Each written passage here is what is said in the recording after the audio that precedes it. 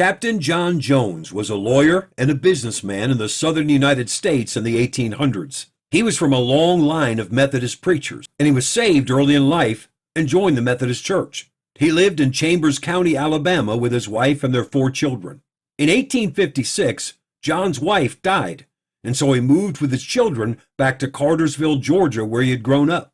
While Captain Jones was transitioning from the loss of his beloved wife, his parents had agreed to bring the 4 children to live with them. It was during that time that Reverend Samuel G. Jones and his wife began to have a profound impact for the Lord on their 4 grandchildren, especially on their 9-year-old grandson, Sam. At home, young Sam Jones would watch his grandmother rise early every day and see her kneel before the Lord, reading her Bible. Then she would lift her face towards heaven and pray to the Lord with great power. At church, he'd watch his grandmother sing God's praises, as she'd get so happy in the Lord that she'd dance up and down the aisle, clapping her hands. In young Sam's opinion, his grandmother was the holiest woman who had ever lived. Sam himself was a remarkable young man. He was very bright, was constantly making people laugh. He had a warm personality and a tremendous gift of communication. Everybody who knew young Sam loved him. After about 3 years, Sam's dad remarried, and the 4 children moved back home with their dad and their stepmom. Just 2 years later, the Civil War began, and Captain Jones went quickly to Virginia to fight in the Confederate Army, leaving his 14-year-old son Sam to take care of the family. When word of General Sherman's invasion of Georgia put everyone in turmoil, Sam's stepmom made plans to evacuate. But while they were working to get things in order, their town was surrounded by Sherman's soldiers, and Sam was separated from the rest of his family. In desperation, he fled to Nashville. He had no money, and he didn't know anyone. He wasn't sure what to do. He met some soldiers from Kentucky who were on their way home from the war. They befriended Sam, and he told them of his plight.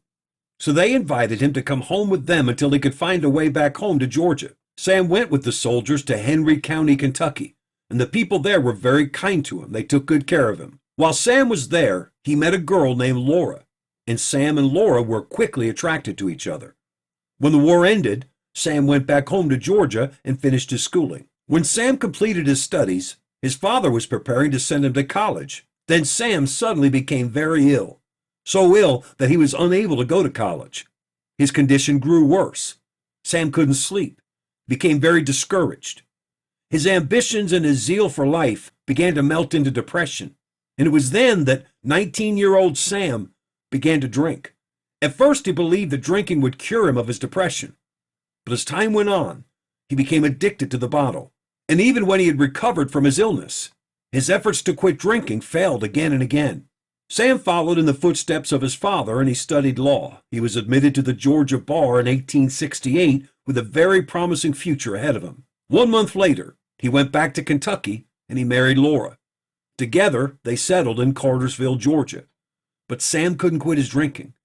In spite of the pleas of his young bride, Sam would come home drunk again and again. Sam said, "Though her tears and prayers often moved me, and though I promised time and again to give up drink, yet in spite of myself and every effort to stop me, I continued in my dissipated life." Finally, Sam's resolve to change was successful. For 18 months, Sam didn't touch a drop of liquor.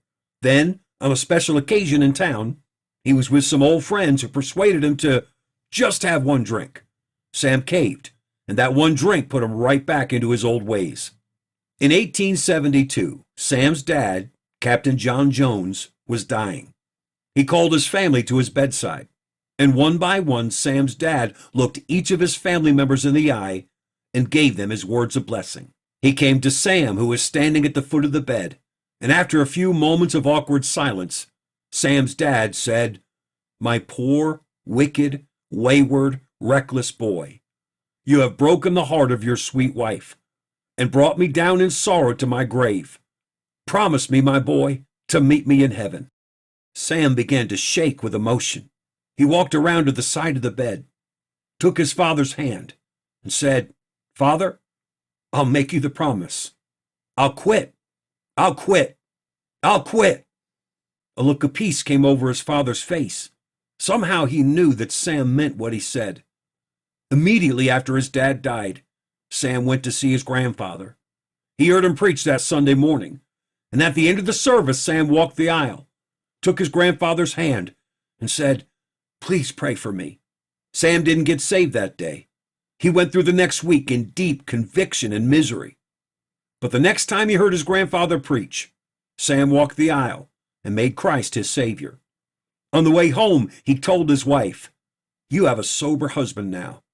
Sam immediately surrendered to preach, and just 1 week after getting saved, he preached his first sermon just 2 miles away from his home in Cartersville, Georgia. Sam P. Jones would become one of America's best-known and most influential preachers in the late 1800s, preaching to over 3 million people. Christian, God can break the chains of bondage and transform the lives of people you love. Stay the course.